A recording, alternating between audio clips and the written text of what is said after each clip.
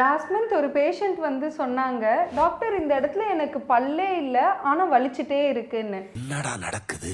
என்னன்னு பார்த்தா few years back அந்த பல்லு வலி கொடுத்துட்டே இருந்திருக்கு. ஸோ வலி கொடுக்குற எல்லா டைமும் இவங்க ப்ராப்பர் டென்டல் ட்ரீட்மெண்ட் பண்ணாம மெடிக்கல்ஸ்ல போய் டேப்லெட் வாங்கி போட்டுட்டே இருந்திருக்காங்க. ஒன் ஃபைன் டே அந்த பல்லு நொறுங்கி விழுந்துருச்சு. ஸோ அந்த பல்லு தான் உடஞ்சிருச்சு இல்ல, இதுக்கப்புறம் ஒரு பிரச்சனை இருக்காதுன்னு நினைச்சு பேஷண்ட் அதை விட்டுட்டாங்க. few months கழிச்சு பார்த்தா அதே இடத்துல நல்ல பல்லு வலி வந்திருக்கு. அதே மாதிரி டேப்லெட் வாங்கி போட்டிருந்திருக்காங்க.